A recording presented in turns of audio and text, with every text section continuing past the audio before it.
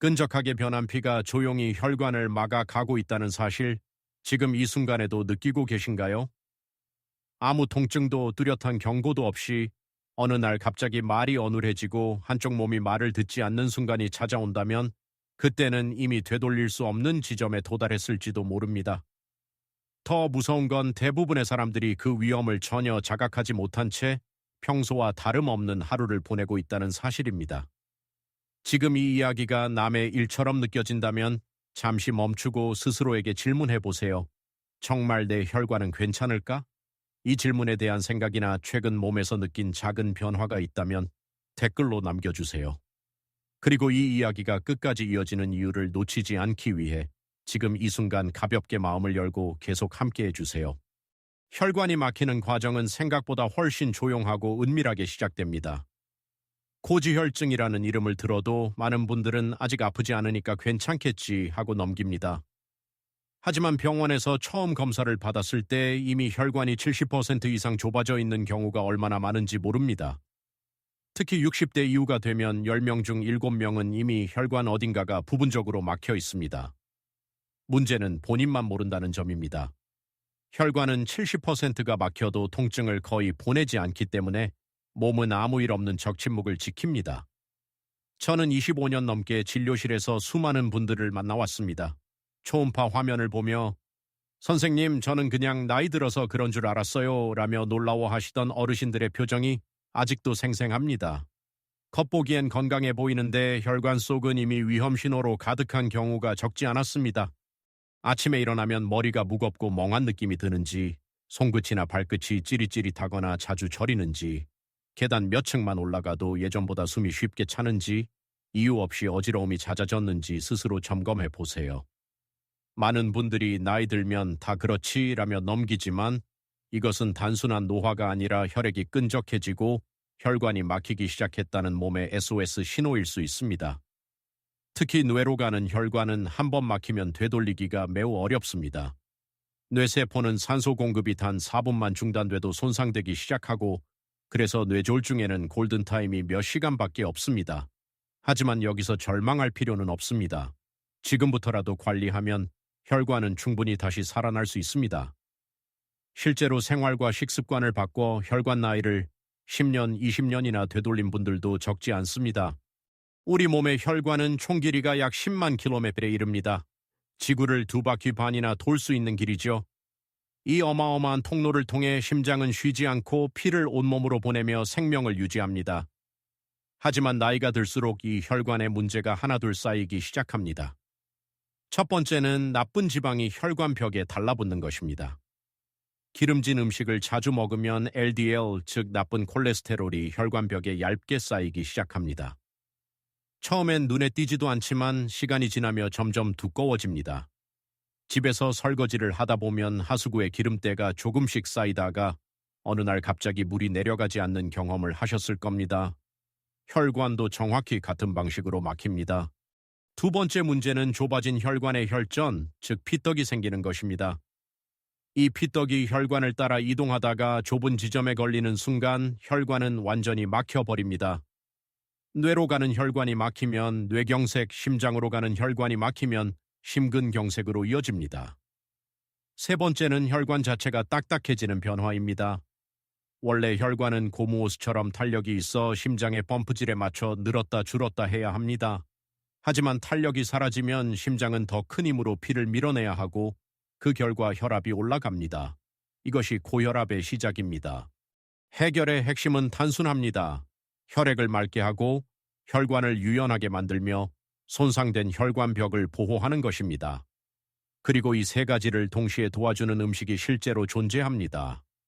그중 첫 번째가 바로 등푸른 생선입니다. 고등어, 꽁치, 참치, 연어처럼 익숙한 음식이지만 그 효과를 제대로 알고 나면 결코 평범하게 보이지 않을 겁니다. 등푸른 생선의 풍부한 오메가3 지방산, 특히 EPA와 DHA는 혈관 속에서 강력한 역할을 합니다. EPA는 혈중 중성지방을 3.4% 낮추고 나쁜 콜레스테롤을 줄이는 동시에 좋은 콜레스테롤을 늘려 혈관 청소를 돕습니다. 또한 혈소판이 서로 엉기는 것을 막아 혈전 생성을 예방합니다. DHA는 뇌세포의 중요한 구성 성분으로 충분히 섭취할 경우 치매 위험을 크게 낮춘다는 연구 결과도 있습니다. 염증을 줄이고 혈관 내피세포를 보호하는 작용 역시 빼놓을 수 없습니다. 실제로 60대 후반의 한 여성분은 중성지방과 콜레스테롤 수치가 매우 높았지만 약 대신 등푸른 생선을 일주일에 몇 차례 꾸준히 드시는 것만으로 수치가 눈에 띄게 개선됐습니다. 손발 저림과 머리의 무거운 느낌도 사라졌고 아침에 일어나는 것이 훨씬 수월해졌다고 말씀하셨습니다. 다만 조리 방법은 매우 중요합니다. 튀기면 오메가3는 파괴되고 오히려 나쁜 지방을 더 흡수하게 됩니다. 찜이나 조림 또는 구워서 드시는 것이 가장 좋습니다. 마늘이나 무, 레몬즙과 함께 드시면 흡수율과 맛을 동시에 높일 수 있습니다. 단 과도한 섭취는 피해야 하며 통풍이나 특정 질환이 있는 분들은 섭취 빈도를 조절해야 합니다. 이렇게 혈관을 살리는 첫 번째 선택만으로도 변화는 시작됩니다. 하지만 이것은 시작에 불과합니다. 다음 단계에서는 혈액을 더욱 맑게 하고 이미 좁아진 혈관을 놀라울 만큼 부드럽게 만드는 또 다른 음식이 등장합니다. 많은 분들이 너무 익숙해서 오히려 그 가치를 놓치고 있는 재료입니다. 과연 그 음식은 무엇일까요? 지금 이 글을 읽으며 떠오르는 후보가 있다면 댓글로 적어보세요. 다음 이야기를 기다리게 될 이유가 바로 거기에 있습니다. 매일 부엌에서 무심코 집어들던 그 재료가 사실은 막혀가던 혈관을 다시 숨쉬게 만드는 열쇠라면 믿으시겠습니까? 너무 흔해서, 너무 익숙해서 오히려 아무 기대도 하지 않았던 음식이 혈관 건강의 판도를 완전히 바꿀 수 있다면요. 지금 이 순간 설마 그게 라는 생각이 들었다면 제대로 짚으셨습니다. 이 이야기를 끝까지 듣고 나면 오늘 저녁 식탁에서 가장 먼저 찾게 될 재료가 달라질지도 모릅니다. 혹시 여러분은 평소에 이 음식을 얼마나 자주 드시나요? 떠오르는 생각이나 경험이 있다면 댓글로 남겨주세요. 그리고 다음 이야기를 놓치고 싶지 않다면 자연스럽게 계속 함께 해주세요. 바로 양파입니다. 많은 분들이 양파요? 매일 먹는 거잖아요 하고 대수롭지 않게 넘기지만 양파를 제대로 알고 먹는 순간 그 인식은 완전히 달라집니다. 양파 속에는 퀘르세틴이라는 강력한 항산화 성분이 들어 있습니다. 이 성분은 혈관 속에서 조용하지만 결정적인 역할을 합니다. 혈액 속 콜레스테롤이 산화되면 끈적해지면서 혈관 벽에 더 쉽게 달라붙는데 퀘르세틴은 이 산화 과정을 근본적으로 차단합니다. 마치 녹이 슬기 전에 미리 코팅을 해주는 것처럼 혈관 벽을 보호해주는 역할을 하는 것입니다. 뿐만 아니라 퀘르세틴은 혈관을 자연스럽게 확장시켜 혈압을 낮추는 데도 도움을 줍니다. 실제로 양파를 꾸준히 섭취한 사람들의 수축기 혈압이 평균적으로 눈에 띄게 감소했다는 보고도 있습니다. 여기에 양파 속 유황 화합물은 혈액의 점도를 낮춰 피가 덜 끈적하게 흐르도록 도와줍니다. 쉽게 말해 혈액이 맑아지고 피떡이 생길 가능성이 줄어드는 것입니다. 연구에 따르면 양파를 지속적으로 섭취한 그룹에서 혈전 생성 위험이 크게 낮아졌다는 결과도 확인되었습니다.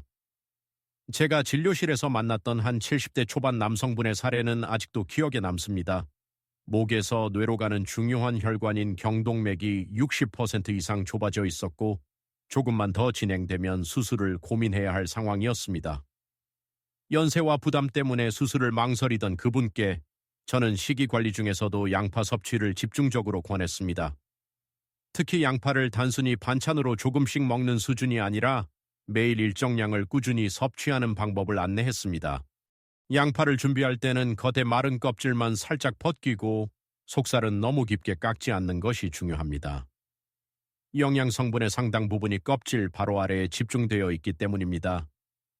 자른 양파를 바로 조리하지 않고 15분 정도 그대로 두면 세포가 공기와 만나면서 유효 성분이 더욱 활성화됩니다. 이후 약한 불에서 천천히 끓이거나 올리브유에 가볍게 볶아 섭취하면 흡수율이 훨씬 높아집니다. 이렇게 만든 양파즙이나 익힌 양파를 하루 한두 번 꾸준히 섭취한 결과 몇 달 뒤 그분의 경동맥 협착 정도는 눈에 띄게 줄어들었고 어지러움과 숨가쁨도 현저히 개선되었습니다. 양파는 생으로 먹어도 좋지만 위장이 약한 분들은 반드시 익혀 드시는 것이 좋습니다. 볶거나 구우면 매운맛은 줄어들고 단맛이 살아나 먹기도 훨씬 수월해집니다. 다만 아무리 좋은 음식이라도 과하면 문제가 됩니다. 하루에 양파 1개 정도면 충분하며 혈액을 묽게 하는 약을 복용 중인 분들은 섭취량을 조절해야 합니다. 이렇게 두 번째 음식만 실천해도 혈액의 흐름은 눈에 띄게 달라집니다. 하지만 아직 끝이 아닙니다. 많은 분들이 콜레스테롤 때문에 절대 먹으면 안 된다고 오해하고 있는 식재료가 있습니다. 사실은 혈관 건강에 있어 의외 조력자가 되는 음식인데도 말이죠. 다음 이야기에 등장할 이 음식은 알고 나면 냉장고를 여는 시선 자체가 달라질 수 있습니다. 과연 무엇일까요? 지금 머릿속에 떠오르는 답이 있다면 댓글로 남겨주세요. 다음 이야기를 기다릴 수밖에 없게 될 이유가 곧 이어집니다. 지금까지 들은 이야기보다 더 의외의 반전이 기다리고 있다면 여러분은 끝까지 따라오시겠습니까? 많은 분들이 이건 절대 혈관에 안 좋아 라며 먼저 고개를 젓는 그 식재료가 사실은 막혀있던 혈관 흐름을 조용히 되살리는 숨은 조력자라면요. 이 부분을 알고 나면 그동안 피하고 버려왔던 선택을 다시 생각하게 될지도 모릅니다. 혹시 이미 머릿속에 어떤 음식이 떠오르셨나요? 떠오른 답이나 느낌을 댓글로 남기며 자연스럽게 계속 이어지는 이야기에 집중해 보세요. 바로 달걀 흰자입니다. 달걀 하면 대부분 콜레스테롤부터 떠올립니다. 그래서 나이가 들수록 혈관이 걱정될수록 달걀을 멀리하게 되죠. 하지만 여기에는 중요한 오해가 숨어 있습니다. 콜레스테롤이 많은 것은 노른자이고 흰자는 완전히 다른 성질을 가진 식품입니다. 달걀 흰자는 지방이 거의 없고 콜레스테롤은 사실상 없는 고단백 식품입니다. 단백질 비율이 90%에 가까울 정도로 높아 혈관 건강을 회복하는 데 필요한 재료를 직접적으로 공급해 줍니다. 이 흰자 속 단백질은 단순히 근육을 만드는 데만 쓰이지 않습니다. 리신, 메티오닌, 트러닌 같은 필수 아미노산들은 간에서 지방 대사를 촉진하는 핵심 역할을 합니다. 간이 지방을 잘 분해할수록 혈액 속 콜레스테롤과 중성지방은 자연스럽게 줄어듭니다. 또한 지방 분해 효소의 활성을 높여 이미 혈액 속에 떠다니는 기름 성분이 쌓이지 않도록 돕습니다. 여기에 더해 손상된 혈관벽을 복구하고 보호막을 만드는 데 필요한 단백질 합성을 도와 혈관 자체를 튼튼하게 만듭니다. 실제 연구에서도 달걀 흰자를 꾸준히 섭취한 사람들은 나쁜 콜레스테롤 수치는 내려가고 좋은 콜레스테롤은 오히려 증가하는 경향을 보였습니다. 진료실에서 만났던 60대 초반의 한 여성분 역시 비슷한 변화를 겪었습니다. 콜레스테롤 수치가 높아 약을 권유받았지만 부작용에 대한 두려움으로 망설이던 분이었습니다. 그래서 식이요법 중 하나로 매일 아침 삶은 달걀 흰자 2개를 꾸준히 섭취하도록 권했습니다. 처음에는 흰자만 먹으면 너무 퍽퍽하고 맛이 없어요 라며 난감해하셨지만 방법을 바꾸자 상황이 달라졌습니다. 잘게 썬 흰자를 샐러드에 넣거나 야채와 함께 가볍게 볶아 먹고 때로는 계란찜처럼 부드럽게 조리해 드시면서 거부감이 사라졌습니다. 몇 달 뒤 검사 결과는 놀라웠습니다. 총 콜레스테롤과 LDL 수치가 눈에 띄게 감소했고 몸이 가벼워지며 계단을 오를 때 숨이 덜 찬다고 말씀하셨습니다.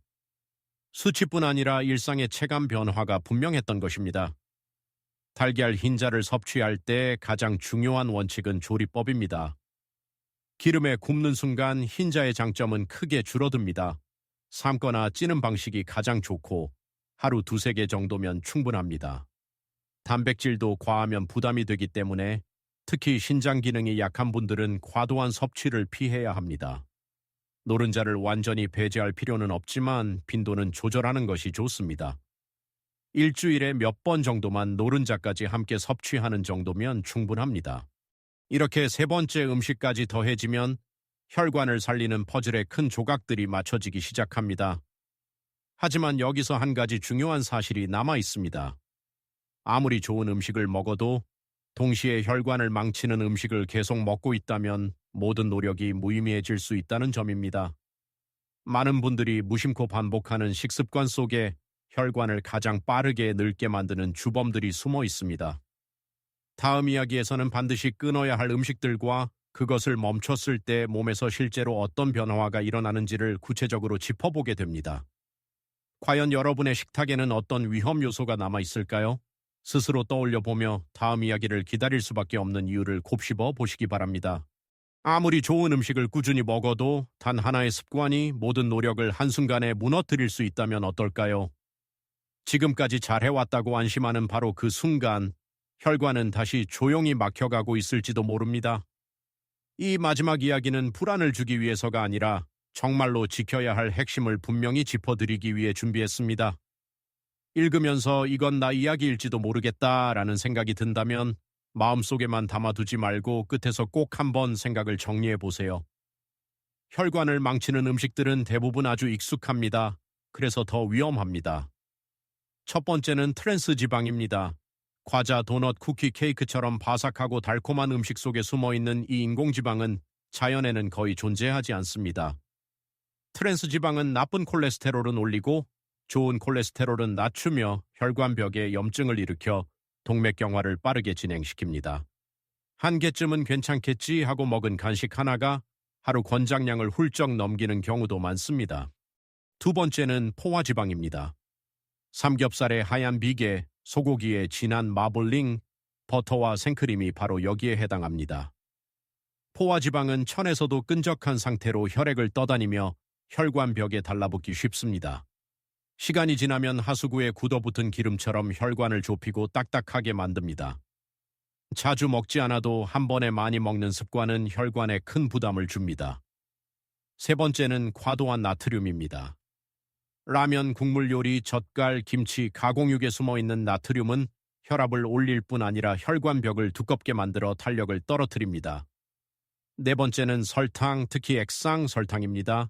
달콤한 음료 한 잔에 들어있는 설탕은 혈당을 급격히 올리고 반복될수록 혈관 내벽에 미세한 손상을 남깁니다. 이 설탕은 결국 중성지방으로 바뀌어 다시 혈관을 공격합니다. 이 음식들을 끊기 시작하면 몸은 생각보다 빠르게 반응합니다. 일주일만 지나도 붓기가 줄고 혈압이 안정되기 시작합니다. 2주가 지나면 단 것에 대한 갈망이 줄고 몸이 한결 가벼워집니다. 한 달에서 석 달이 지나면 혈액검사 수치가 달라지고 혈관 속 기름때가 서서히 거쳐나갑니다. 반년에서 1년이 지나면 혈관에 탄력이 돌아오고 뇌졸중과 심근경색 위험은 눈에 띄게 낮아집니다.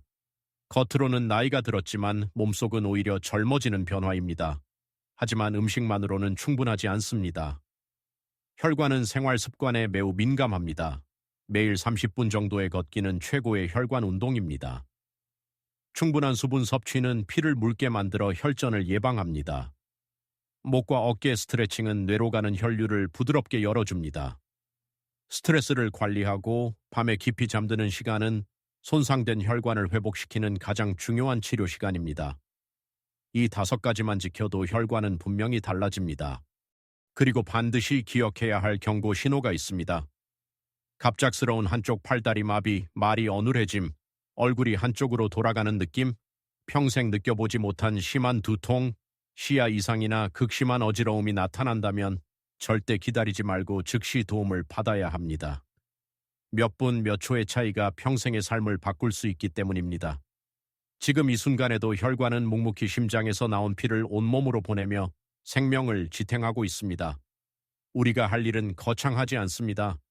오늘 저녁 한 끼의 선택, 내일 아침 한 잔의 음료, 잠자리에 드는 시간 하나를 바꾸는 것부터 시작하면 됩니다.